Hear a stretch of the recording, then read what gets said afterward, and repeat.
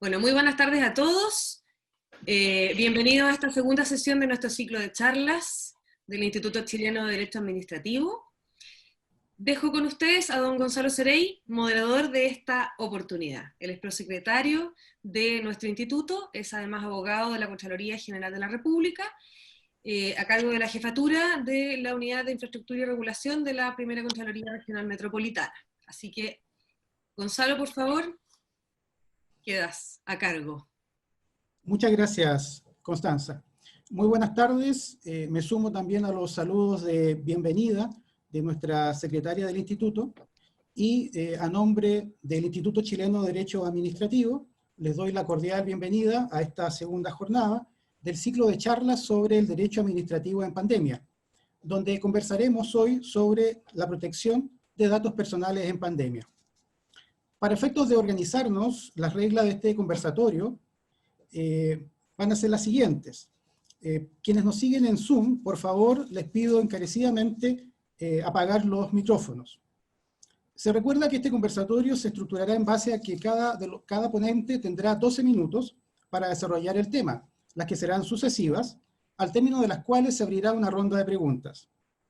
Las preguntas se deberán realizar por medio del chat de este Zoom, dirigidos a mi persona, Gonzalo Cerey, precisando a quién van dirigidas.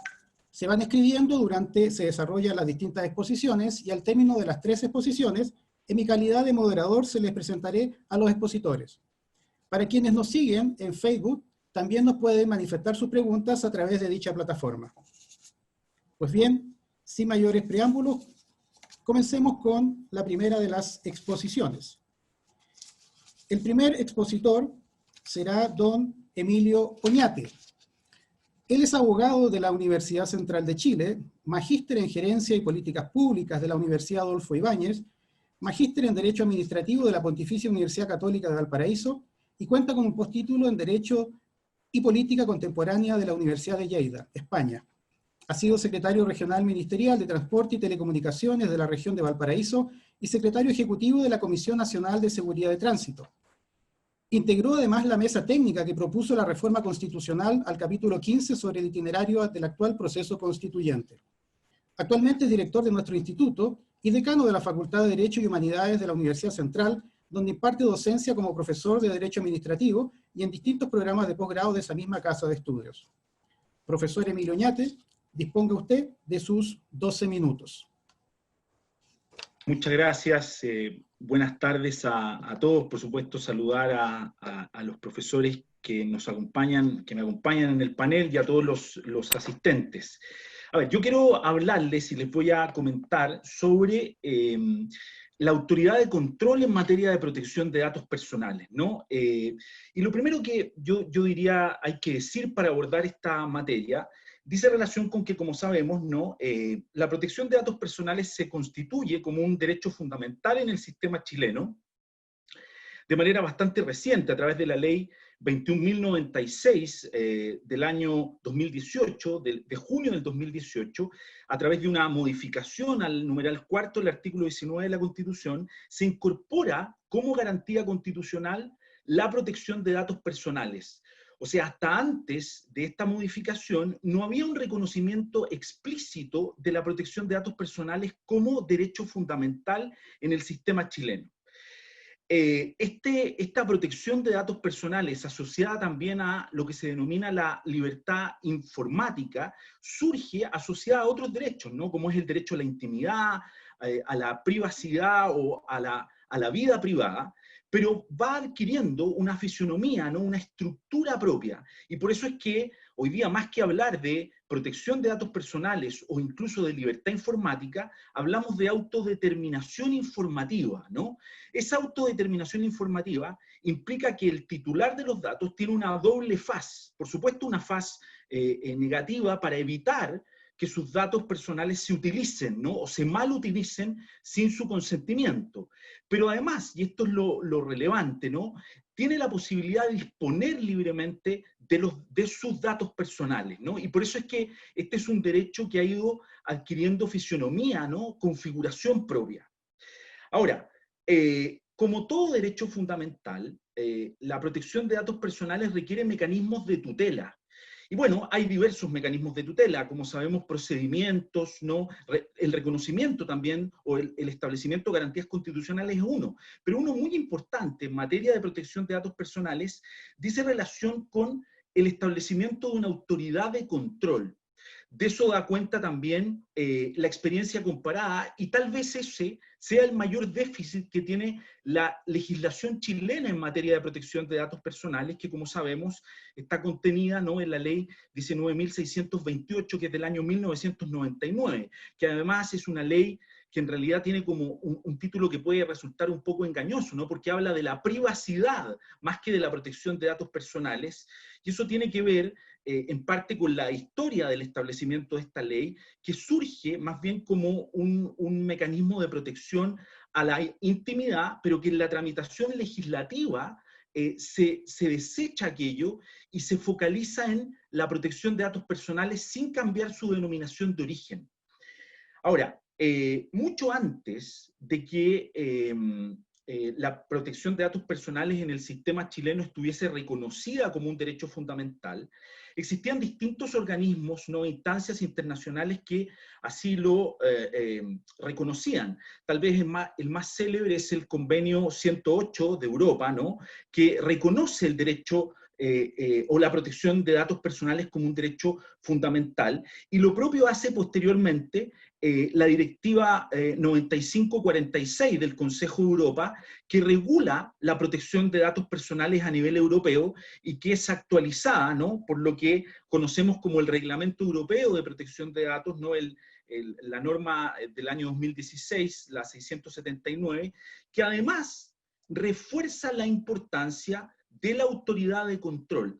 De hecho, ya la Directiva 9546 establecía la existencia de una autoridad de control, y el Reglamento Europeo fortalece esa idea, ¿no?, de la importancia de una autoridad de control independiente, autónoma, altamente calificada y técnica. Ahora, ¿qué pasa en la realidad chilena, ¿no?, que se ha visto fuertemente influenciada por la regulación internacional en materia de protección de datos personales? Bueno, desde hace un tiempo ya se presentaron en el Congreso Nacional dos proyectos de ley, uno a nivel del Ejecutivo, ¿no?, y otra moción parlamentaria en el año 2017, dos proyectos que se refunden y que crean una nueva legislación en materia de protección de datos personales, y además crean una nueva autoridad de control en materia de protección de datos personales. Sin embargo, estos dos boletines, el primero, el boletín del Ejecutivo, el 11.144 del año 2017, y el 11.092, también del mismo año, se refunden, y estos proyectos de ley reconocen la existencia de una autoridad de control que denominan Agencia de Protección de Datos, que en sus inicios se constituía como un organismo con personalidad jurídica propia, patrimonio propio, y a través del cual el presidente de la República se relacionaba o ejercía la supervigilancia por medio del Ministerio de Hacienda, vale decir, era un órgano descentralizado de la administración del Estado. Pero esta propuesta inicial luego es modificada a través de una indicación que en el año 2018 presenta el Ejecutivo y radica a la autoridad de control en materia de protección de datos personales en el Consejo para la Transparencia. Y esta indicación, ¿no?, que hace el Ejecutivo, ¿no?, es acogida en la Comisión de Constitución, Legislación y Justicia del Senado, fundamentalmente por la idea o bajo el argumento de que es fundamental que la autoridad de control en materia de protección de datos tenga altos niveles de independencia y autonomía, ¿no? Y el proyecto original del Ejecutivo del año 2017 lo radicaba en un organismo dependiente del Ministerio de Hacienda. La verdad es que antes de estos dos proyectos de ley del 2017, también hubo mociones parlamentarias e iniciativas legislativas que plantearon que la autoridad de control en materia de protección de datos en el sistema chileno debía estar radicada en el CERNAC, pero fueron proyectos de ley que no prosperaron, ¿no? Y por lo tanto, hoy día lo que hay en tramitación es la radicación o el reconocimiento de la autoridad de control en materia de protección de datos en el Consejo para la Transparencia. Y es aquí, a mi juicio, donde quisiera poner el énfasis, porque creo que esta decisión tiene, por supuesto, ventajas y desventajas. Desde luego, tal vez una ventaja que uno puede encontrar es que estamos en presencia de un organismo autónomo, ¿no?, que tiene independencia del Ejecutivo y que tiene una calificación técnica en su conformación, en su composición. El Consejo para la Transparencia también ha demostrado ser un organismo eficiente en el ejercicio de la gestión pública. Y tal vez, yo diría, el argumento más reiterativo respecto de asignar o de radicar a la autoridad de control en el Consejo para la Transparencia que uno puede verificar en las actas, ¿no?, de la discusión parlamentaria, bueno, tiene que ver también con un menor costo fiscal, ¿no? Es un organismo que ya existe y por lo tanto se toma la decisión en esa línea. Hay que decir también que el Consejo para la Transparencia en la actualidad ya tiene asignadas de manera muy menor, de manera muy superflua, funciones en materia de protección de datos personales, por cuanto su ley, la ley del Consejo, la ley 20.285, le asigna la facultad, la competencia de pronunciarse o de aplicar o de salvaguardar los preceptos de la ley 19.628 de protección de datos personales cuando estos entran en conflicto con el derecho de acceso a la información pública. Eso está en la letra M del artículo 33 de la ley 20.285.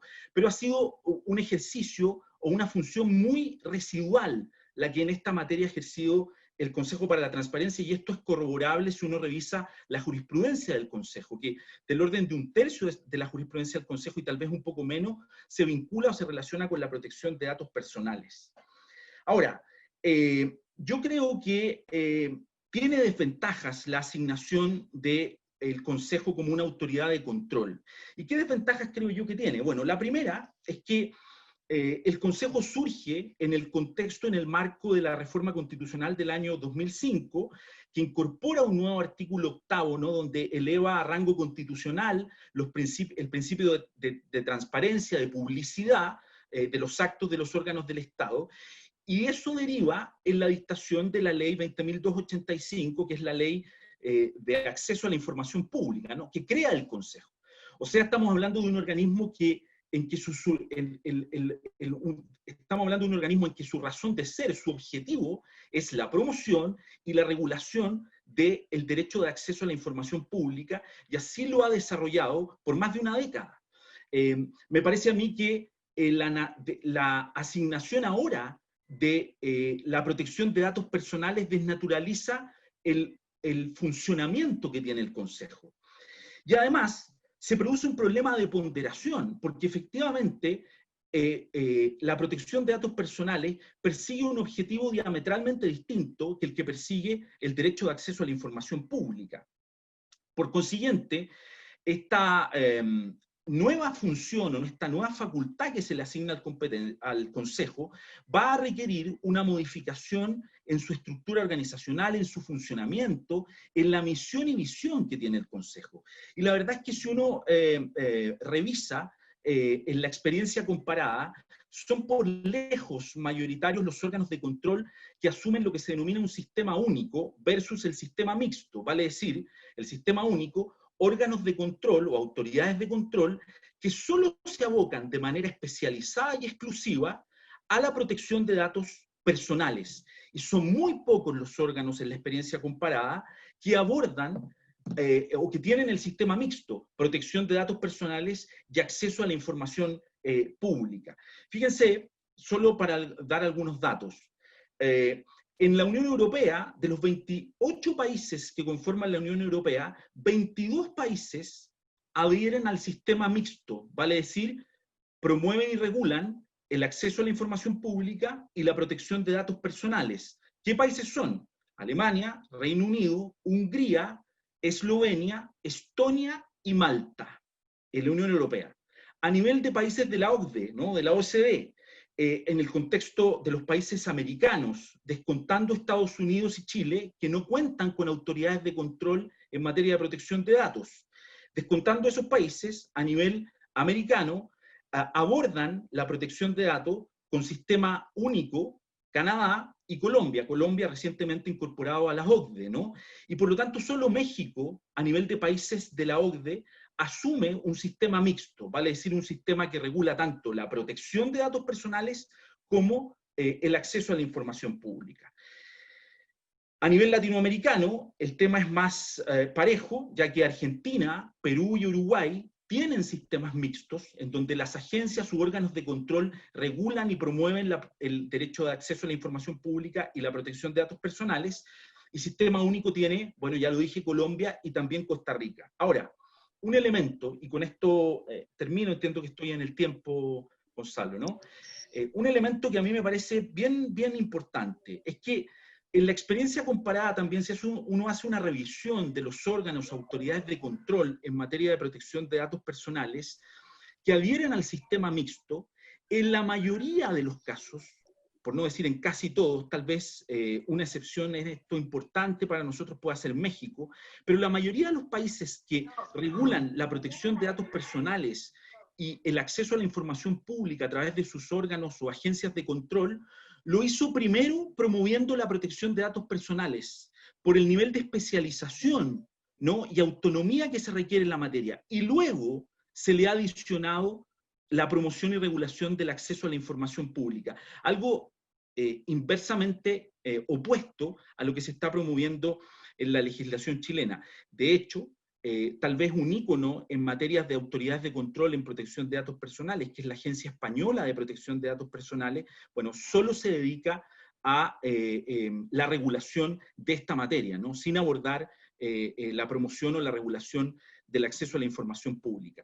Creo que esta es una materia esencial, no solo por el avance tecnológico, no solo por el creciente desarrollo de las nuevas tecnologías, no solo por la multiplicidad de organismos públicos y privados que manejan nuestros datos, sino que además porque estamos en presencia de un derecho fundamental que requiere una adecuada tutela, y eso lo ha mostrado la experiencia comparada, se otorga o se entrega, se facilita, se potencia con el establecimiento de una autoridad de control en la materia. Muchas gracias. Muchas gracias, profesor Emilio Oñate. Muy interesante proposición en orden a las características propias de esta autoridad de control en el contexto chileno, por cierto. La siguiente expositora que nos acompaña es doña Nancy Barra Gallardo. Ella es abogado y magíster en Derecho Público, Convención en Derecho Constitucional de la Pontificia Universidad Católica de Chile, doctora en Derecho de la Universidad de Salamanca, España, es profesora del Magíster en Derecho Público, Transparencia, Regulación y Control de la Universidad Finisterra y en varios temas de posgrado en otras casas de estudios. También es autora de diversas publicaciones, en particular en materias de probidad y contratación administrativa. Posee una dilatada trayectoria en la Contraloría General de la República, donde se ha desempeñado en numerosos cargos. Actualmente es miembro del Consejo Asesor del Centro de Estudios de la Administración del Estado de dicha entidad de control y jefa de la Unidad Jurídica y Atención Ciudadana del Departamento de Fuerzas Armadas, Seguridad, Presidencia, Hacienda y Relaciones Exteriores. Profesora Nancy Barra, disponga de sus 12 minutos. Muchas gracias, señor moderador. Un saludo especial a todos los asistentes, a quienes me acompañan en el panel y mis agradecimientos al Instituto por invitarme a participar de esta actividad. Yo me referiré a algunos de los principios que el derecho europeo nos puede aportar en esta materia. Pero antes de eso me interesa aportar algunos datos un poco de contexto. La problemática sobre los datos personales en salud trasciende a lo que comúnmente conocemos como la ficha clínica, visualizada como un documento, y a los datos sensibles que esa ficha pueda contener.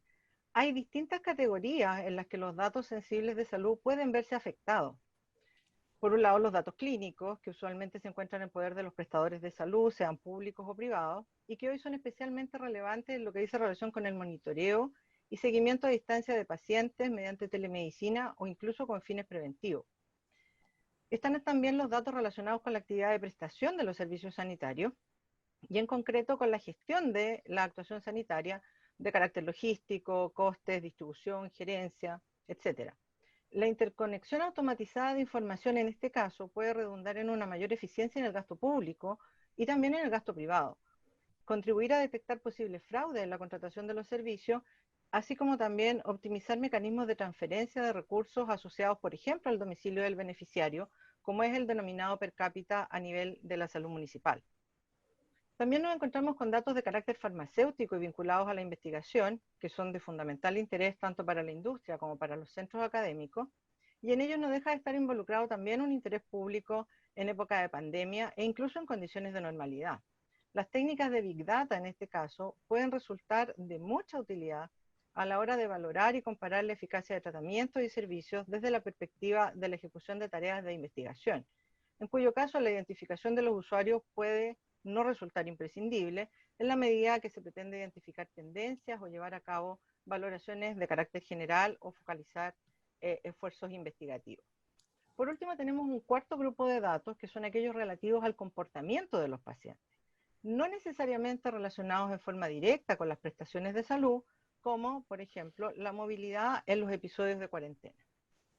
Es en este contexto en el que me parece necesario atender a algunos de los principios de la legislación europea, no solo por los compromisos que nuestro país ha adquirido con la OCDE, sino también porque, como ya lo señalaba Emilio, los proyectos de ley en trámite de modificación de la 19628 apuntan a alcanzar en parte esos estándares.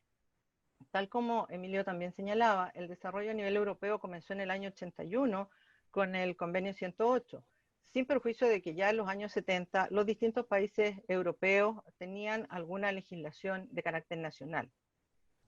Tras la adopción en abril de 2016 del Reglamento General de Protección de Datos, que sustituye a la Directiva 9546, y con el artículo 8 de la Carta de Derechos Fundamentales de la Unión Europea, este derecho adquiere vida propia, como también lo hizo en nuestro país con ocasión de la reciente modificación constitucional al artículo 19, número 4. Los principios pueden ser orientadores al momento de la atención de los problemas prácticos que se presenten. Ya el consentimiento del titular no aparece como garantía suficiente de protección en un escenario en el que Internet y las redes sociales añaden nuevos problemas en materia de protección de datos, porque permiten multiplicar enormemente la velocidad de la información, la capacidad de almacenamiento, la transmisión, la difusión de datos, sin que la mayoría de los usuarios sean conscientes de la cantidad de información privada que de forma involuntaria o inadvertida le van entregando a los terceros cada vez que navegan. No solo estos principios son fundamentos por los que se ha de regir la elaboración, interpretación y aplicación de la normativa, sino que son un conjunto de reglas que determinan cómo recoger, tratar y ceder los datos. El primer principio es el del consentimiento del afectado para efectos del tratamiento de datos por contraposición a la existencia de datos anonimizados. La autodeterminación informativa del titular de los datos no se puede convertir en una barrera tal que para cada tratamiento sea necesario su consentimiento, y así es necesario regular debidamente la posibilidad de que se pueda llevar a cabo una gestión adecuada de los datos con la debida información y transparencia en cuanto a los usos que requieren del concurso de la voluntad del titular. Ello porque ante la concurrencia de bienes o intereses jurídicos superiores en situaciones excepcionales como la que estamos viviendo, es menester contar con una apertura de los datos sanitarios, al menos en lo que dice relación con los relativos a la gestión y prestaciones de salud, y eso debe compatibilizarse con el anonimato. La gestión de estos datos debe garantizar que serán tratados de tal manera que no se podrá identificar a los titulares o familiares, salvo en los casos en que, con su consentimiento de por medio, esto sea necesario para que puedan acceder a determinadas prestaciones de salud. En este sentido, hay un dictamen del año 2016 de la Contraloría referido a la Ley 20.120 sobre investigación científica en el ser humano, que de alguna manera, en el cual de alguna manera subyace este principio, puesto que establece que no se autoriza a los científicos a fin de efectuar estudios biomédicos retrospectivos el acceso a la ficha clínica de determinadas personas, a no ser que cuenten con el consentimiento expreso de esta persona. Sin perjuicio de lo cual, no existe impedimento en que accedan a información estadística que se obtenga de la disociación de los datos sensibles efectuada por parte de alguna de las personas autorizadas para su tratamiento y en conformidad con la ley habilitante. El segundo principio dice relación con la limitación de la finalidad y legitimación del tratamiento. Para analizar la legitimidad de las herramientas, estas deben ser puestas en un contexto con la finalidad que persiguen. De este modo, se apunta a una habilitación legal, una determinación de quienes pueden acceder a la información sensible por ser, por ejemplo, necesario para el cumplimiento de determinadas finalidades públicas. Finalidades que deben estar determinadas de manera explícita y, por cierto, ser legítimas. Y garantizando que estos datos no serán tratados posteriormente de manera incompatible o distinta con esos fines. En este sentido, durante este año, la Contraloría emitió un par de dictámenes relativos al uso de sistemas biométricos de reconocimiento en ambulancias del SAMU, y más recientemente también el dictamen sobre la entrega de información sensible a los municipios, donde de alguna manera subyacen también este principio.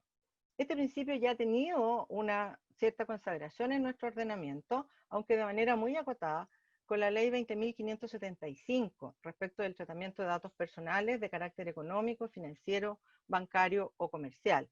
Pero en definitiva no hay una incorporación de carácter general respecto de este principio. El último de los principios que me interesa destacar es el principio de minimización de datos. Esto es que los datos que se utilicen sean aquellos adecuados, necesarios y proporcionales a la finalidad que se persigue. Implica, además, la protección de datos por diseño y por defecto. Solo se deberían recoger la información que sea real y absolutamente necesaria. Tomando el caso europeo, podemos usar como ejemplo el uso de aplicaciones móviles para el testeo y la trazabilidad de datos, pensadas no solo para el momento álgido de la pandemia, sino que especialmente en las etapas en las cuales se materialice el desconfinamiento. Al respecto, en abril pasado, el Comité Europeo de Protección de Datos adoptó directrices sobre el uso de datos de localización y herramientas de rastreo en el contexto del brote del COVID-19. Las aplicaciones que están surgiendo y que se están gestionando se han planteado esencialmente con dos funcionalidades. Por un lado, la función de entregar información y de colaborar en la comprobación de síntomas asociados a telemedicina y al testeo de pacientes, que sin perjuicio de lo que nos pueda aportar la apps, siempre se valida por parte de personal médico antes de pasar a la funcionalidad siguiente. Y la funcionalidad siguiente es la de rastreo de contactos y alertas, que permiten identificar a las personas que han tenido contacto con otros sujetos infectados por el virus. Esta segunda funcionalidad es una derivación de la primera y no tiene sentido sin la primera, pues al carecer de la información primaria no sería factible hacerla operativa. El comité ha instruido en función de este principio de minimización de datos, de que no se recopile información que pueda incluir datos excesivos, como el estado civil, los elementos del directorio de los equipos, los mensajes, los datos de geolocalización. En definitiva, estas aplicaciones funcionan sobre la base de determinar la ubicación relativa de los equipos, la proximidad entre equipos, pero no de georreferenciar la posición de los individuos. Además, el comité solicita que estos datos se conserven solo por un periodo acotado. Ahora, sin perjuicio del uso que se le está dando ahora, debemos recordar que hay múltiples aplicaciones de salud y de medicina que sirven para el control de la frecuencia cardíaca, el nivel de la glucosa en la sangre, la presión arterial, o que incluso nos dicen cuántos pasos o cuántos kilómetros hemos recorrido en un día. Como ejemplo de que contamos con múltiples aplicaciones en relación con los temas asociados a salud. Por último, me interesa plantear cuáles son los desafíos que surgen a partir de lo que ya he planteado. La realidad actual a lo largo de nuestro territorio parte de la base de un sistema de gestión documental de la información. Incluso en muchos casos se llevan en soporte físico, adaptado o adoptado en función de las necesidades y de las posibilidades de cada establecimiento o servicio de salud. La heterogeneidad, especialmente a nivel local, es una brecha real a la que es necesario atender al margen de la brecha tecnológica. Esto es particularmente crítico en momentos en que el flujo de información debe ser constante e inmediato, con datos actualizados en tiempo real. A futuro, esto probablemente sume un desafío adicional tanto a la reglamentación de la reciente reforma a la Ley 19.880 como a la implementación de la misma. Es necesaria una gestión sistemática del tema a nivel normativo en conjunto con temáticas como datos abiertos, administración digital, las normas sobre transparencia y no solo con una mirada del sector público, sino también con una mirada desde el sector privado. Es imprescindible el tránsito desde la gestión documental a la gestión de la información. El documento deja paso al dato. Son los datos en sí mismos considerados las unidades básicas de gestión. Esto al margen del documento en el cual se puedan incorporar. En ese estadio es menester asegurar jurídica y tecnológicamente tanto la anonimización del dato, cuando sea menester, como la calidad del mismo. Finalmente, debemos tener en cuenta que las implicancias del tema no solo inciden en el derecho a la protección de datos personales de una o más personas y en la eficiencia y eficacia de las instituciones de salud, sino que, en última instancia, importan también el riesgo de afectar la confianza en el sistema sanitario, tanto público como privado. Gracias, Gonzalo. Muchas gracias, profesora Nancy Barra, por el enfoque en que nos ha planteado desde la óptica no solamente a nivel nacional, sino que en base a los principios que nos irroga también la normativa de la Unión Europea. La última de las exposiciones, no por ello menos importante, es la del profesor Ramiro Mendoza. El profesor Ramiro Mendoza es abogado de la Universidad de Chile, con vasta trayectoria profesional y académica. Ha sido profesor de la Cátedra de Derecho Administrativo en diversas casas de estudios superiores, desempeñándose actualmente en las facultades de Derecho de la Pontificia Universidad Católica de Chile y de la Universidad Adolfo Ibáñez, donde además fue su decano. Dilatada es su trayectoria y participación en diversos organismos nacionales e internacionales, como miembro del Consejo Directivo del Centro de Estudios Públicos, director del capítulo chileno de Transparencia Internacional, del Círculo Legal ICARE, de la Asociación Española Iberoamericana de Profesores e Investigadores de Derecho Administrativo, entre otros. Destacando, por cierto, que entre el año 2007 y abril del año 2015 tuvo la gran responsabilidad de ocupar el cargo de Contralor General de la República. Actualmente es presidente del Consejo Asesor Permanente para la Modernización del Estado. Profesor Ramiro Mendoza dispone de sus 12 minutos. Muchas gracias, Gonzalo. Aprovecho de saludar a Domingo Hernández, que está ahí como presidente del instituto en un discreto anonimato presidencial, así que aprovecho de extenderle mi cariñoso saludo.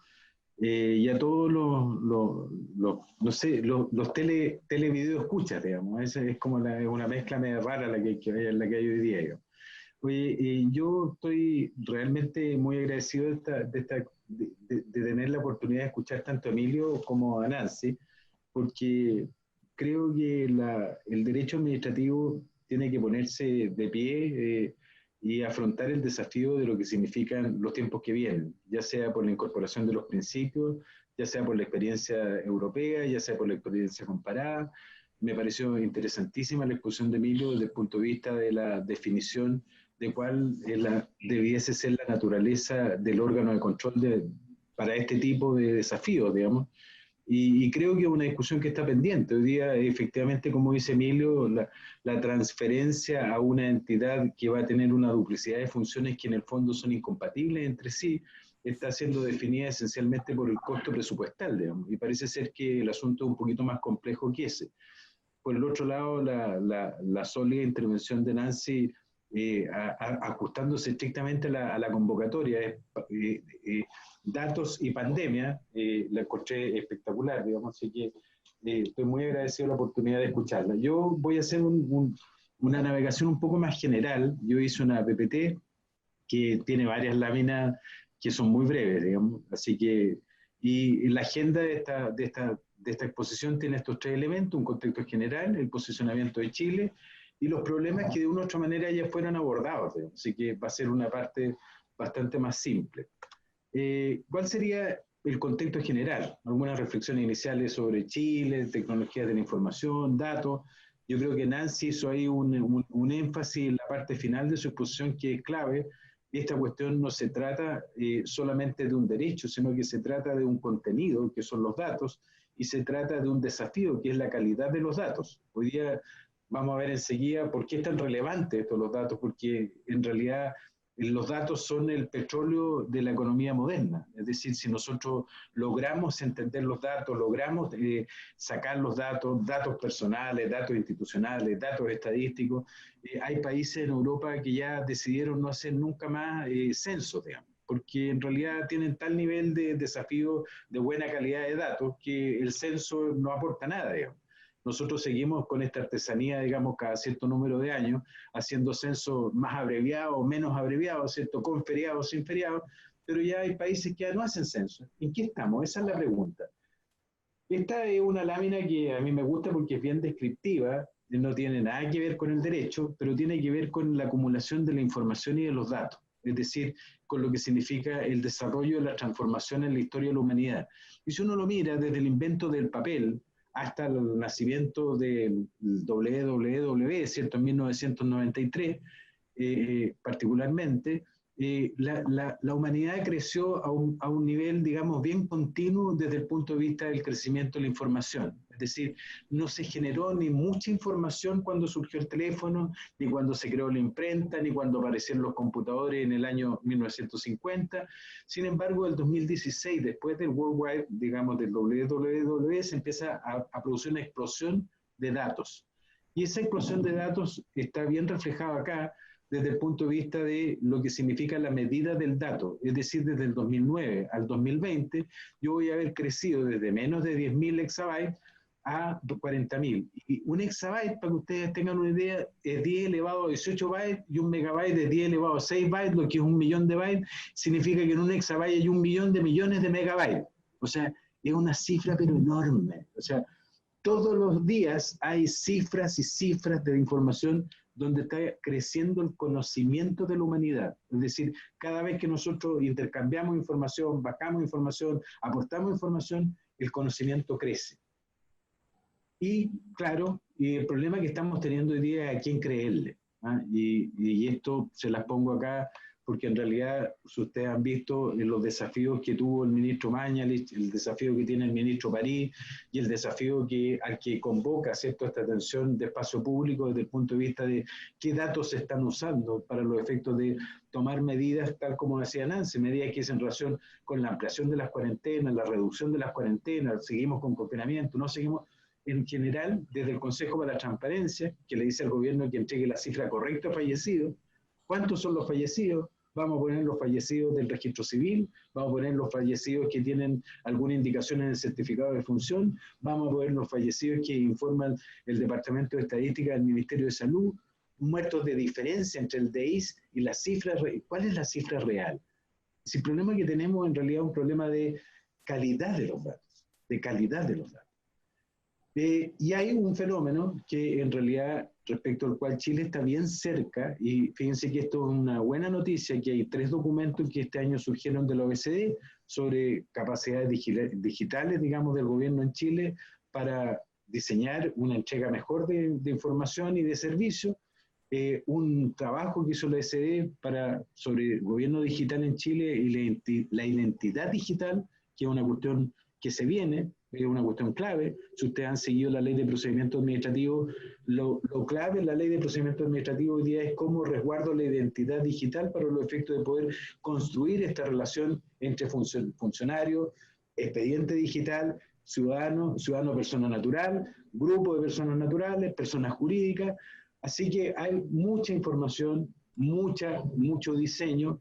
Hay un trabajo que salió hace 2 semanas, que es este reporte de ciberseguridad del 2020, ¿cierto? Que es un trabajo conjunto entre el BID y la OEA sobre los riesgos y avances en América Latina en materia de ciberseguridad, y que voy a trabajarlo un poco más porque es bien importante, porque la ciberseguridad es el camino lógico desde el punto de vista de la calidad de la información y de los riesgos que tiene esa información de ser invadida y abusada. Así que tiene mucho que ver con lo que es el contexto de esta invitación. ¿Cómo está Chile? Esa es la segunda pregunta. Chile está bien, curiosamente, pese a que nos gusta latigarnos, digamos, decir oye, que estamos mal, Chile en esto no está mal, digamos. Por las Naciones Unidas, Chile se clasifica como el segundo país con más desarrollo en Latinoamérica en términos de gobierno electrónico. Y aquí hay 4 ejes que a mí me interesa que ustedes los retengan, porque son bien relevantes. Primero, desde el punto de vista de la cantidad de habitantes, bueno, la cantidad de habitantes está bien en duda, ¿cierto? Porque los censos no nos han salido bien, pero según el Banco Mundial, al 2017 tenemos 18.470.000 personas. Teléfonos celulares, al 2017 tenemos 23 millones de teléfonos celulares, hoy día, al 2020, hay 24 millones y medio de teléfonos celulares. Personas con acceso a Internet, desde el punto de vista de accesibilidad a Internet, hay 15 millones de personas con accesibilidad a Internet. Estos 15 millones no son que tienen un laptop en la casa, sino que hoy día lo que tiene la accesibilidad a Internet es este aparatito. ¿Ah? Esa es la clave, por qué es tan importante el teléfono celular con la accesibilidad de acceso a Internet. Y la penetración a Internet es la más alta de la región. Aquí hay un 82% de penetración a Internet, es decir, de la masa de personas hay un conjunto de personas que pueden hacer tienen relaciones vía Internet. Es clave para el Estado y es clave, también lo dijo la Nancy, esto no es solo un desafío de los servicios públicos, no es un desafío del Estado, esto es un desafío país. Esta lámina a mí me interesa que también la vean bien. El CMM son las condiciones de madurez en ciberseguridad, y en realidad lo que dice el Banco Mundial, lo que dice el BID y lo que dice la OEA, es que en realidad hay 5 etapas de madurez de capacidad de ciberseguridad. Una etapa inicial, una etapa formativa, una etapa consolidada, una etapa estratégica y una etapa dinámica. Chile está en la etapa estratégica. Chile ha madurado una etapa formativa, tiene una consolidación desde el punto de vista de madurez en capacidades de ciberseguridad y está haciendo las definiciones estratégicas y está pasando una etapa dinámica. Lo dinámico es siempre un ancho de embudo, digamos. Es decir, lo que está diciendo aquí, oiga, usted nunca va a tener que intervenir. La ciberseguridad es una cuestión permanente y siempre con más desafíos. Por el otro lado, lo que les muestra la lámina es las 5 dimensiones de la madurez en ciberseguridad. Una dimensión política, una dimensión de organización y tecnología, de marcos legales y regulatorios, y ya ustedes han hablado bastante de ello, yo voy a entrar muy poco en ello. Otra dimensión de formación y capacitación de habilidades de seguridad, y una dimensión de cultura y cibernética. Cada una de estas dimensiones tiene una serie de líneas y desafíos que los vamos a ver acá. Esto es 2016 a 2020. ¿Cómo estábamos el 2016 y cómo estamos el 2020? El 2016, en la dimensión política y estratégica, había un poquito de desarrollo de la estrategia, no había nada de modos de operación. Si ustedes se fijan en el 2016 y el 2020, pensando en respuesta a incidentes, estos 3 ítems verdes significan la capacidad de los ataques cibernéticos a la banca en el 2018 y que se desarrolló todo un modo de operación para estar presente y responder frente a esos ataques cibernéticos. En materia de cultura cibernética y sociedad, ustedes ven que en el año 2016, comprensión del usuario, la protección de información personal en línea, ninguna referencia, nadie estaba preocupado de eso. El 2020 hay una gran preocupación, o sea, han existido avances muy potentes en formación de capacitación, si ustedes lo miran, es quizás ahí donde están las mayores brechas. En marcos legales y regulatorios estamos haciendo cada vez un avance, ya lo han dicho, lo dijo Emilio, lo trató con mucha profundidad Nancy. Si ustedes se fijan, en el 2016 había muy poco en materia de no sé si me está llegando alguna cosa que me queda poco tiempo, así que me voy a apurar, digamos. El 2020, bueno, vean. Esto es lo que significa el equipo de respuesta frente, digamos, a atentados de seguridad informática. Chile forma parte del CECIP, que es, digamos, la red de respuesta interconectada que hay en Latinoamérica. Chile tiene un CECIP funcionando, en consecuencia, nosotros tenemos mucha capacidad. ¿Cuáles son los problemas? Y si las láminas antes eran más dinámicas, estas son más fijas. Tenemos muchas cosas, mucha estrategia, asesor presencial, unidad de coordinación, ha habido fortalecimiento del CECIR, hay una política nacional de ciberseguridad, hay grupos de trabajo funcionando, hay una alianza chilena de ciberseguridad, hay instructivos presidenciales que insisten en cero papel, hay un marco legal que está muy fuertemente en desarrollo, tal como decía Emilio, ¿cierto? Esta discusión fundamental respecto a los datos personales, la modificación de la ley 19.628, hay muy fuertes adecuaciones en materia de delitos informáticos, la primera ley era la de 19.223, hoy día hay un proyecto de ley que estamos adecuándonos al convenio de Budapest sobre ciberdelincuencia, y está la ley marco de ciberseguridad que se iba a ingresar en diciembre del 2019, pero hubo algunos pequeños problemas en octubre que han demorado el ingreso, ¿cierto? Iniciativas legales en materia financiera, están en preparación el reglamento de la ley 21.180, que es una oportunidad única de hacer normas técnicas, ya lo han señalado nuestros panelistas anteriores, muchas cosas, pero hay problemas, digamos. Hay lentitud y una reflexión bien pendiente respecto, lo dijo la Nancy con todas sus palabras, al contenido de los datos personales y a la calidad de los datos personales. Las bases de datos en Chile son de muy mala calidad, no nos preocupamos. De hecho, cuando tuvimos la experiencia en Contraloría, hacer funcionar de una otra manera el CIAPER significó revisar las bases de datos que estaban muy mal puestas, digamos, muy mal cargadas. No hay liderazgo potestativo en esta agenda, no hay una persona que lidere, es decir, hay mucha dispersión con una mala noticia en materia de coordinación, hay una muy mala capacidad de anonimizar las bases y en el fondo no hay un tratamiento sistémico. Yo les pongo esta lámina porque a mí me encanta Wally y en realidad lo que les quiero reflejar acá es que ¿dónde está Wally? Digamos? Aquí hay que darse vuelta, tanto Emilio como la Nancy han mencionado un conjunto de leyes. En esta cuestión no solo hay que ser profesor de Derecho Administrativo, sino que además hay que ser detentor del arcano normativo, es decir, hay que meterse para tratar de identificar dónde están las leyes. Y lo que es peor, los datos que tenemos no se interconectan entre sí, es decir, no hay una interoperabilidad que se dirija de manera central. Más lenguaje, esta es una lámina que a mí me gusta porque en realidad todas las normas salen con una capacidad de ininteligibilidad, son ininteligibles desde el punto de vista de la lectura. Está reflejado en a mí me llegó este Twitter, digamos, ¿cierto? Que aquí un poco un ciudadano riéndose, mire, estos son los requisitos para el bono de 500.000 pesos, ¿no? Uno tiene cada vez, hay mucha letra chica en todo lo que se nos dice. ¿Cuál es el problema? Silos, materias que se identifican silarmente y que no se vinculan entre sí. Lo que nos está pasando en realidad es que tenemos una pésima capacidad de coordinación y esa en realidad es la peor noticia que tenemos desde el punto de vista de lo que estamos haciendo en materia de desafíos pendientes en materia de digitalización. Si no logramos esta coordinación, si no logramos esta madurez en la reflexión, en esta reflexión que invitaba a Emilio desde el punto de vista, oye, ¿será razonable y que esté en una misma agencia? A lo mejor puede haber razonabilidades presupuestarias, puede haber razonabilidades de ponderación, como decía Nancy, para los efectos de tener o adoptar algunas de las medidas, pero ninguna de esas capacidades puede dejar de ser reflexionada.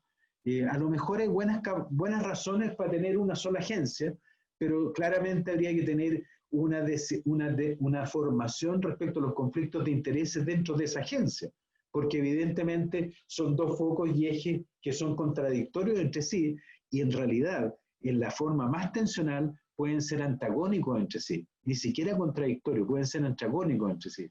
Entonces, todos esos desafíos yo creo que no lo hemos estado viendo con claridad, no lo hemos estado viendo con seriedad en el último tiempo, y si no avanzamos en un liderazgo potestativo para los efectos de materializar un orden en las capacidades de coordinación y en las formas de asentamiento, tecnología, tipo de lenguaje, tipo de infraestructura, tipo de capacidades desde el punto de vista de las compras, vamos a estar en un problema que va a seguir siendo el problema que tiene la inteligencia, el desarrollo del conocimiento en Chile, que es la dispersión, por así decirlo, al modo, ¿cierto?, de la migración del pueblo judío. Hay una diáspora, digamos, donde cada uno va a seguir con sus intereses y no vamos a encontrar la mejor capacidad para poder hacernos cargo de este fenómeno. Así que eso sería lo que quería contarles. Les agradezco nuevamente la invitación y quedo, por supuesto, a disposición de los comentarios que ustedes quieran formular. Muchas gracias. Muchas gracias, profesor Ramiro Mendoza. Agradecemos desde ya la cantidad de preguntas que nos han ido dirigiendo, y la verdad que para efectos también de organizarnos voy a tratar de sintetizar, digamos, algunas de ellas para poder también ser respetuoso del tiempo de los aquí presentes. Para el profesor Emilio Oñate, tenemos dos preguntas que, bueno, son varias, pero en realidad se resumen básicamente en dos. La primera pregunta apunta si el Consejo para la Transparencia cumpliría el estándar o las características que debe tener una autoridad de control en un Estado de Derecho.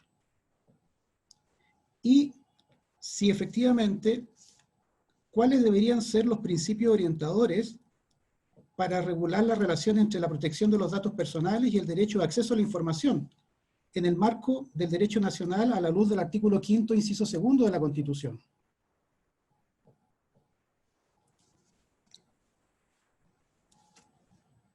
Profesor. Sí, a ver. Bueno, lo primero es que lo que ocurre es lo siguiente en materia de agencia, autoridad de control. Mira, la autoridad de control ya está reconocida como un elemento esencial para la regulación de la protección de datos personales, como señalé, ¿no?, en distintos instrumentos jurídicos internacionales, ¿no? No solo en el Convenio 108, ¿no?, que del año 1981, sino que también en la Carta de Derechos Fundamentales de la Unión Europea, en el Tratado de Funcionamiento de la Unión Europea, en fin, y se aterriza o se concretiza todavía más eso con el Reglamento Europeo de Protección de Datos Personales, que, por ejemplo, si uno lo compara con la normativa de la Directiva 9546, que era la antecesora al Reglamento de Protección de Datos, la Directiva 9546 tenía un artículo dedicado a la autoridad de control, el artículo 28, que era un artículo extenso, pero había un artículo dedicado a la autoridad de control. Si uno revisa hoy día el Reglamento Europeo de Protección de Datos Personales, la verdad es que hay 7, 8 artículos dedicados solo a la autoridad de control, al establecimiento de la autoridad de control, a la independencia de la autoridad de control, competencias, funciones, poderes, ¿no?, regulación sobre el tratamiento internacional de datos personales. Esto es bien importante por lo que planteaba Ramiro también, porque en definitiva no hay un organismo, una entidad que tenga la capacidad para coordinar y para definir directrices, ¿no?, en materia de tratamiento de datos. Y eso es fundamental, porque no nos olvidemos que aquí estamos hablando de un derecho fundamental, pero estamos hablando también de un componente económico que tienen los datos que es tremendamente relevante, ¿no? O sea, y ya no basta solo entonces con el consentimiento del titular. Entonces, para ser específico, ¿qué estándares requiere el establecimiento de una agencia de control en la materia? y en esto no estoy inventando la pólvora, no estoy diciendo nada nuevo. Primero, que tenga altos niveles de independencia o autonomía de la autoridad política. Eso es clave, es muy importante en materia de órgano de autoridad de control. Segundo, que tenga una alta expertise técnica. Estos dos elementos, la independencia, autonomía y la expertise técnica, están muy desarrollados en la legislación comparada en el reglamento europeo. Por ejemplo, tiene que ver con que en general hay una designación mixta, ¿no?, de cada uno de los estados de la Unión Europea, ya sea interviene el Parlamento, el Ejecutivo, generalmente hay audiencias públicas para designar a los consejeros o la autoridad de control, hay inamovilidad por parte del titular de la autoridad de control, en fin, y hay alta expertise técnica en términos de calificación, desde luego académica o expertise profesional en el área, ¿no? Son dos elementos sustanciales, y esa autonomía o independencia también se ve reforzada, evidentemente, por una capacidad presupuestaria y por facultades y atribuciones, ¿no?, que estén nítidamente expresadas en la legislación que regula la materia. Entonces, yo creo que lo que estamos haciendo en Chile un poco es, y escúsenme, es como, bueno, como es un tema presupuestario y como no nos da a lo mejor para crear un organismo autónomo independiente, mejor le asignémoselo al Consejo para la Transparencia. Pero claramente no es la mejor decisión, no es la mejor, me parece a mí, ¿no?, la mejor fórmula. Ahora, ¿cómo se compatibilizan o cuáles son los presupuestos que hay para la regulación entre la protección de datos personales y el derecho de acceso a la información pública? Mira, hay autores, hay doctrinas que dicen que este es un mismo problema, es un mismo derecho, pero de caras distintas de la moneda. Yo no soy de los que cree aquello, no solo yo, hay muchos que piensan esto. Estamos hablando de derechos que tienen una configuración totalmente distinta. Uno es la promoción, la regulación, ¿no?, del acceso a la información pública que está vinculada a principios de transparencia, de probidad, vinculada a la publicidad, ¿no?, principios muy importantes desde luego en cualquier Estado de Derecho. Pero hay otro, que es la protección de datos personales, que tiene una configuración propia y que, claro, está vinculada también a otros derechos fundamentales, la intimidad, la vida privada, el honor, la privacidad, pero tienen configuraciones distintas. ¿Qué les puedo decir de cómo se ha visto que se produce esa configuración o esa dialéctica muchas veces entre ambos derechos en la experiencia comparada? Bueno, España, por ejemplo, que tiene una agencia de protección de datos personales muy fuerte, ¿no? Recientemente se crea bajo la Ley de Acceso a la Información Pública Española del año 2013 el Consejo para la Transparencia y el Buen Gobierno Español. Son dos entidades distintas, autónomas, y han tenido que establecer un mecanismo de coordinación en la ley respectiva para los efectos de ver, bueno, ¿cuál es el límite?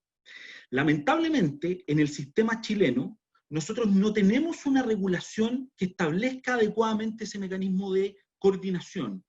Uno, porque la Ley de Acceso a la Información Pública, la 20.285, solo se refiere a datos, a información que manejen los órganos o servicios públicos. Y como ustedes comprenderán, con eso queda fuera una enorme cantidad de datos que manejan instituciones o entidades privadas, ¿no?, que no están afectas a regulación alguna.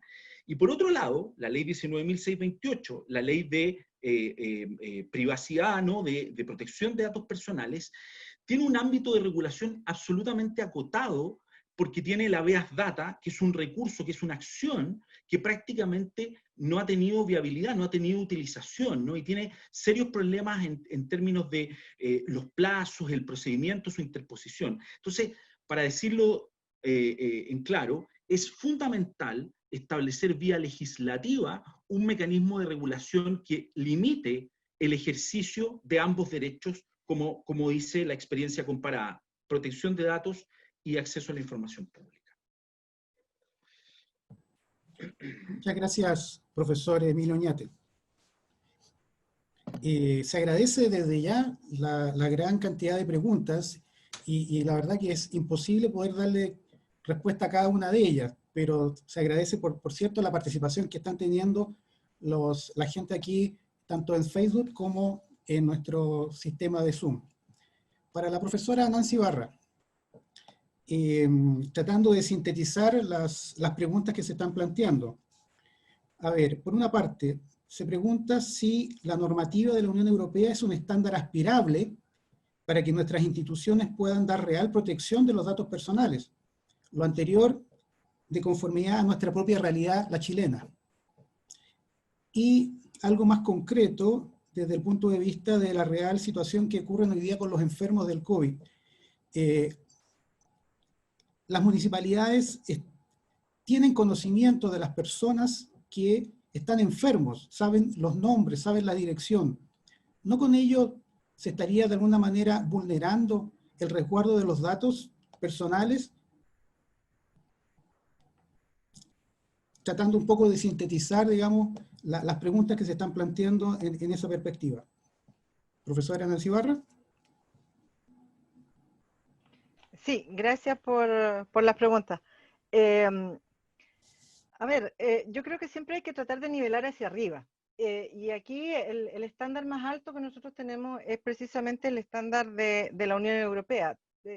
A lo mejor lo dije un poco al pasar, pero nosotros cuando nos comprometimos o cuando ingresamos a la OCDE, nos comprometimos también a alcanzar este estándar. Entonces, pareciera que ahí no hay mucha vuelta atrás, digamos, de que podamos optar por algo distinto, que tampoco lo hay, digamos. O sea, distintos países de la región, Uruguay entre ellos, están precisamente adoptando o adaptando su legislación para acercarse hacia ese estándar. Ahora, por cierto que no basta con copiar la norma, digamos, porque efectivamente, más que el contar con normas, que sabemos que ya llevamos 21.000 y tantas leyes, lo más relevante es la implementación o la aplicación de cómo vamos a hacer efectiva esas normas. Y por eso a mí me parece relevante que debemos partir desde el principio, desde hacia dónde vamos, cuál es el objetivo, qué es lo que hay detrás, cuál es la sustancia que hay detrás de esa norma, porque ese criterio debiera irradiar hacia la distinta normativa, tanto de carácter legal como la normativa de ejecución. Y especialmente en la aplicación o en la implementación de la normativa. En relación con el tema de la información relativa a los enfermos de COVID, bueno, también hice referencia ahí a un dictamen reciente de Contraloría que señalaba que no era factible entregarles información a los municipios. Lo que les puedo aportar es que hay un recurso pendiente en la Corte de Temuco que se presentó hace muy poco, precisamente por un tema de divulgación de información de pacientes de COVID. Y probablemente eso debiera marcarnos un poco la pauta de cómo se va a interpretar por los tribunales este derecho y las eventuales vulneración a los mismos. Entonces, creo que va a ser relevante ver cómo van a fallar los tribunales en ese caso. Muchas gracias, profesora Nancy. Interesante planteamiento. Para el profesor don Ramiro Mendoza, la verdad que son varias las preguntas, pero voy a tratar de sintetizar en el ámbito en que se han ido desarrollando. Se manejan en siguientes aspectos. Si en el Chile del siglo XXI ya no es problema la obtención de la información, sino que más bien su procesamiento, entonces, ¿qué tipo de Estado necesitamos? Un Estado, en un contexto de un Estado de Derecho, ¿es necesario plantearnos nuevos parámetros? Y en esa lógica se pregunta, ¿es posible hablar de un Estado con una dictadura digital? Y en ese contexto, ¿la calidad del uso del dato público en ese Estado debiera regularse por ley, por reglamento o por cual otro instrumento jurídico?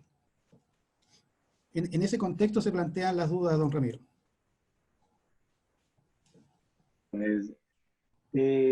O sea, yo creo que ha habido, desde que von Moll creó la famosa expresión del Estado de Derecho allá en la Alemania de segunda mitad del siglo XIX, hemos ido colgándole cosas al Estado de Derecho, ¿no? Entonces, en algún minuto le colgamos la democracia, entonces hablamos de un Estado democrático de derecho, entonces después algunos le han colgado social, entonces hablamos de un Estado democrático y social de derecho, y yo creo que vamos a estar hablando unos años más del Estado democrático, social y digital de derecho, ¿no? Entonces, en el sentido que efectivamente los marcos que el derecho produce para generar lo que significa el Estado de Derecho tienen que ver con las garantías del hombre frente al poder. Y el tema de la digitalización es un problema de poder y es un problema también de gestión. Es decir, quien tiene poder, quien tiene datos, tiene poder. Y si ustedes miran, hoy día la gran confrontación que tiene la democracia americana es con las grandes compañías que manejan la gran fuente de flujos de información. Es decir, Zuckerberg tiene que ir a declarar cada cierto tiempo al Senado norteamericano, no porque en realidad les caiga bien, digamos, sino que porque en realidad lo que hay detrás de esa actividad que realiza Zuckerberg, ¿cierto?, a través de Facebook, de WhatsApp y de todos los medios que dispone, es también una regla de cuestionamiento y también de alguna manera una regla de peligro para el ciudadano.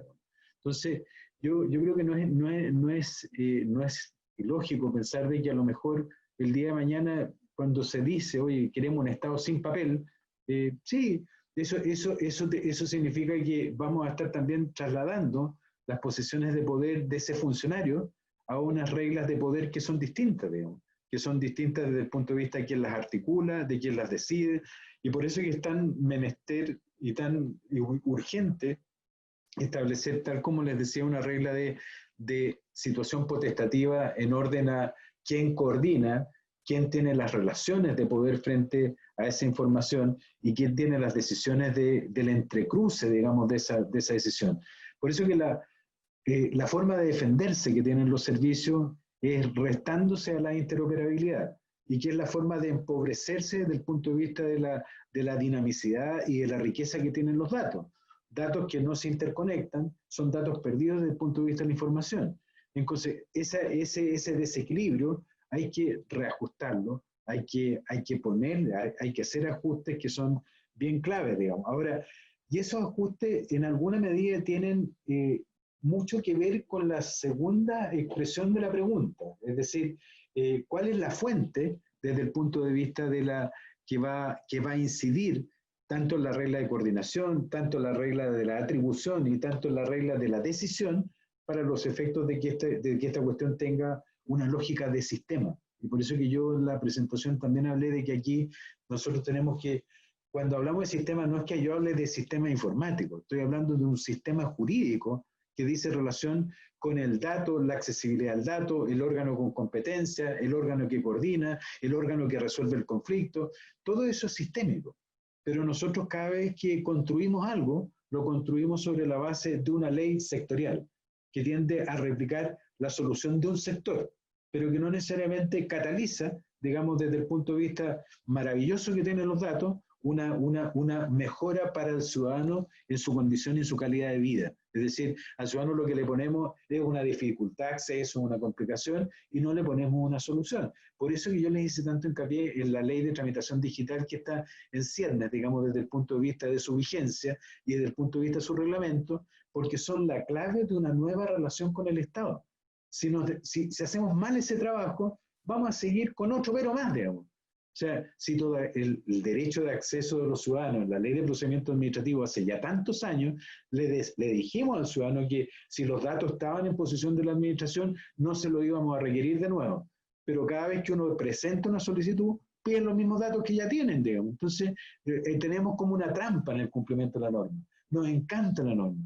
Pero lo que sí es relevante es la definición de la norma. Necesitamos una ley que tenga las atribuciones potestativas, las potestades son materia de ley y no tenemos que olvidarnos de eso.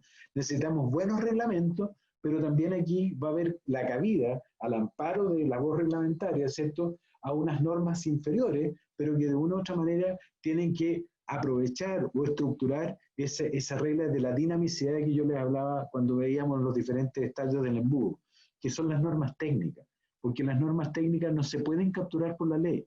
Tiene que ser la dinamicidad, digamos, del desarrollo estamos pasando, ¿cierto? Y nosotros hemos hecho la captura de norma técnica en telefonía y tenemos sendas decisiones de la Corte Suprema para cuando pasamos del 4G al 5G, a quién le quitamos, a quién no le... Porque eso no era materia de ley.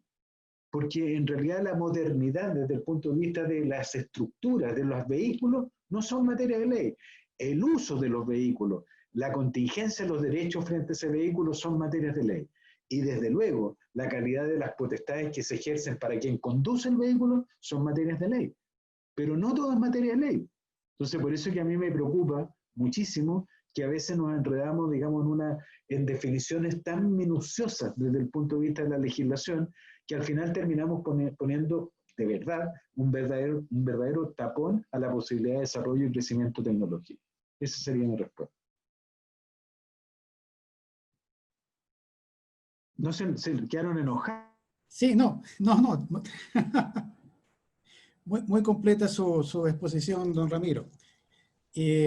Para efectos de establecer un cierto diálogo, le vamos a entregar la palabra al profesor Emilio Oñate para que haga precisiones en cuanto a su presentación y particularmente si tiene alguna observación frente a las presentaciones realizadas por los expositores. Perdón, gracias Gonzalo. Mira, no, yo estaba viendo el chat y hay un par de preguntas en el chat que...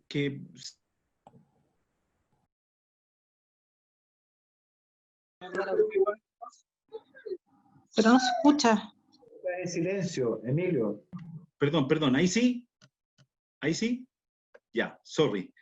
No, decía que hay un par de preguntas en el chat que creo que podría ser interesante contestar también.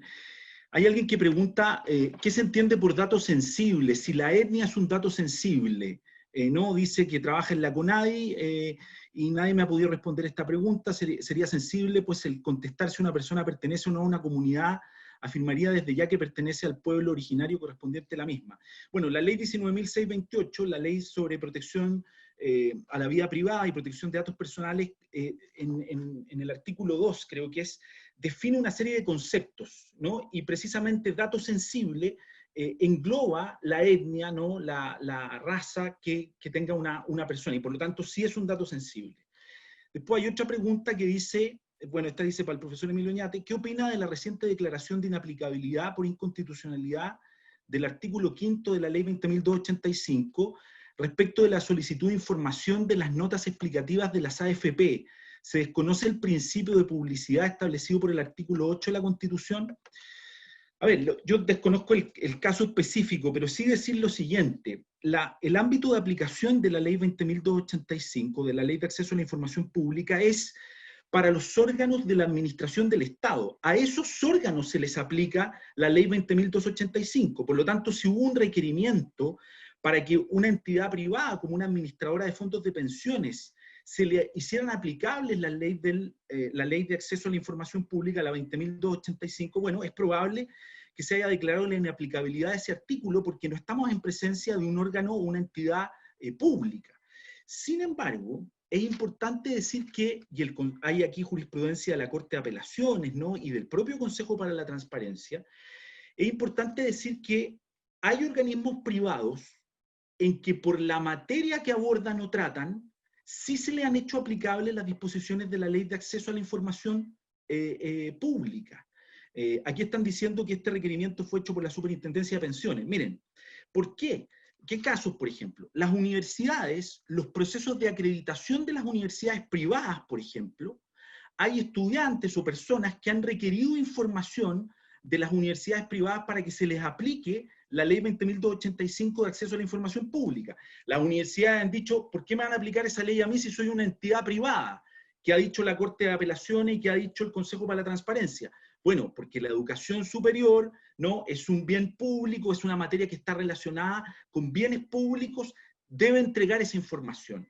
Ha ocurrido lo mismo también en otras áreas. Entonces, efectivamente es discutible si es que la información que entregan las administradoras de fondos de pensiones, que tienen que ver con un bien público también, ¿no? con una prestación, como son las pensiones o las jubilaciones, son eventualmente susceptibles de caer dentro del ámbito de aplicación de la ley 20.285. Una discusión re interesante, la verdad.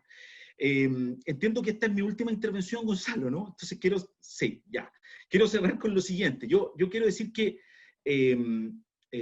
a mí me parece clave que como con altura de miras el país avance o se discuta sobre la importancia de establecer una autoridad de control en materia de protección de datos. Yo sé que ahora, a lo mejor estos temas, pero por el contrario, estos temas podrían parecer invisibles por la pandemia o por la conflictividad política y social en la que nos encontramos. Pero si uno lo piensa, también la pandemia ha desnudado la cantidad de información y de datos que los ciudadanos, que los contagiados, que las personas que compramos por internet, que las plataformas virtuales que utilizamos, como esta, Zoom, Teams, todo eso queda registrado y dice relación con información personal, respecto a la cual no entregamos consentimiento para su tratamiento.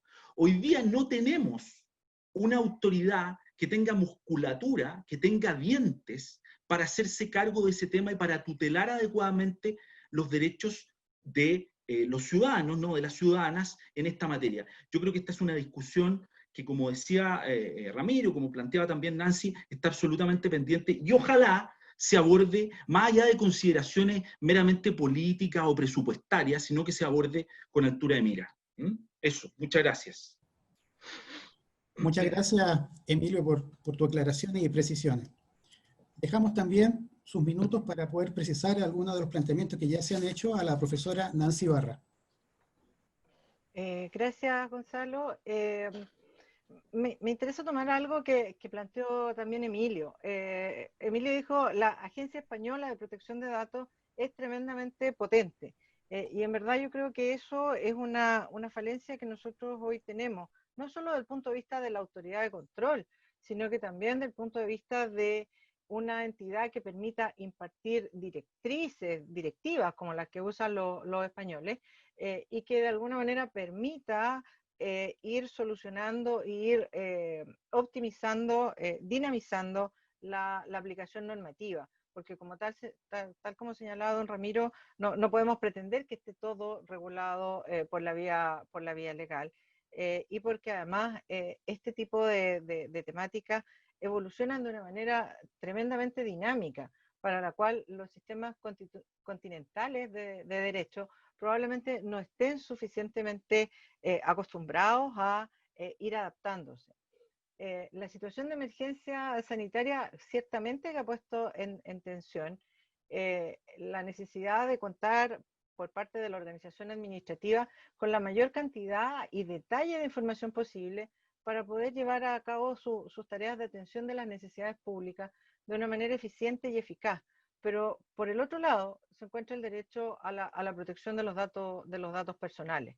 Y en ese escenario la modernización tecnológica de la administración no es una opción, sino que es un proceso de obligado inicio y desarrollo, y no solo a nivel de la administración, no solo a nivel público, insisto, sino que también con un fuerte componente de parte del sector privado. Probablemente necesitemos incrementar la participación ciudadana también en la formulación o en la reformulación de lo que queramos plantear o desarrollar desde el punto de vista de cómo abordar estas temáticas. Muchas gracias, profesora Nancy Barra. Profesor Ramiro Mendoza, le cedemos la palabra para que pueda, digamos, plantear algunas precisiones últimas a propósito de las intervenciones también de los expositores aquí. Sí, muchas gracias. Mira, yo creo que hay una cuestión que la hemos tocado, pero seguramente de una u otra manera la hemos tocado en sus consecuencias y que seguramente la hemos eludido en su definición.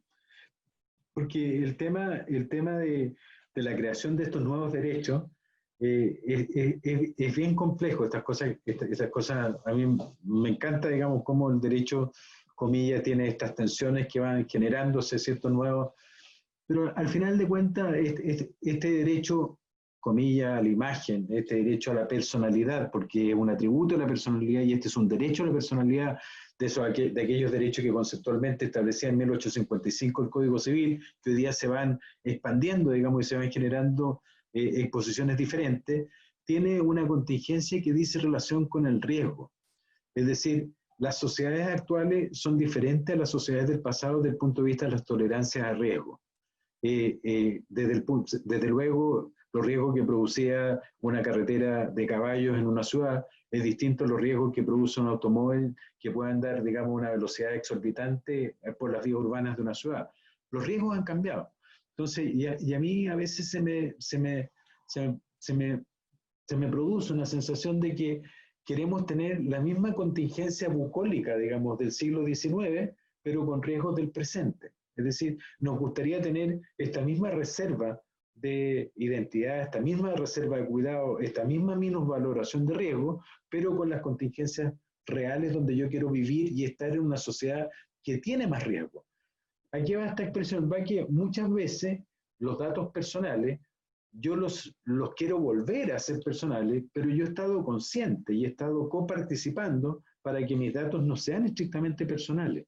Es decir, yo voluntariamente subí a mi página web de Facebook una foto y naturalmente el detentatario de la página y el administrador me pone una serie de información que si yo quiero doy o no quiero doy, ¿no?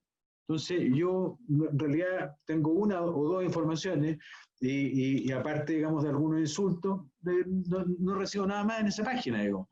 Pero ¿qué es lo que les quiero decir? Que muchas veces yo, cuando veo la oportunidad de la construcción de un derecho, vuelvo a tratar de decir que mis datos son personales. Pero yo estoy en una sociedad que es totalmente colectiva desde el punto de vista de la información que entrego y que yo necesariamente, porque, a ver, volviendo al tema de la etnia, o sea, yo a lo mejor pongo mi Facebook abierto, Ramiro Mendoza, ¿cierto? Yo soy de la etnia mapuche, pertenezco a todas estas comunidades mapuche, y después, cuando alguien pone por ahí un dato personal mío, que soy de una etnia mapuche, voy a salir a demandar, digamos, por la protección del dato personal si yo lo difundí. Entonces, esa contingencia y esa calidad de análisis jurídico es precisamente la que subyace detrás de, comillas, las directivas y detrás de, comillas, estos órganos que tienen que resolver este conflicto de acuerdo a este nuevo escenario de riesgo. Y aquí creo que es muy importante lo que está diciendo Emilio desde el punto de vista del órgano. Es decir, este órgano tiene que tener esta entidad, y también lo dijo Nancy, que dice relación con la prudencia en la forma de resolver, que tiene relación con la ponderación al momento de resolver y tiene que tener relación con lo que está sucediendo en la sociedad que le corresponde resolver. Y eso es re difícil. Por eso que el tema del órgano de control no es un tema menor. Y en el segundo lado, yo creo que hay una cosa que nos cuesta entender, que es la capacidad de hacer anónimos los datos personales para los efectos de usarlos colectivamente. Y esa es una cuestión que es bien clave.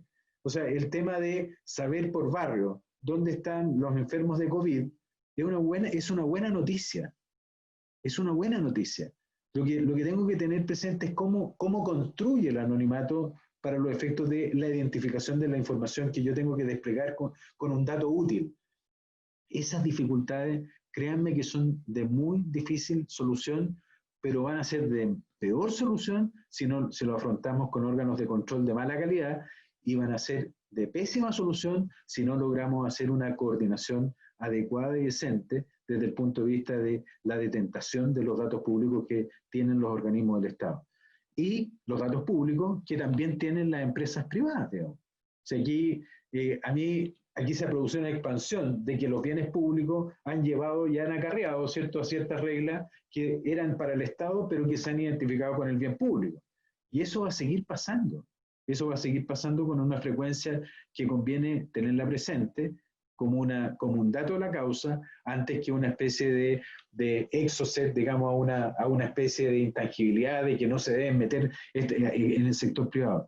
Si yo me expongo a la tenencia de estos datos, si yo me expongo a la publicidad desde el punto de vista de mi actuación, y si en realidad yo me expongo a ser un colaborador del bien común, porque presto labores universitarias privadas, pero que son de bien público, porque manejo administraciones concesionales, porque soy concesionario de obras públicas, me voy a exponer a estas reglas.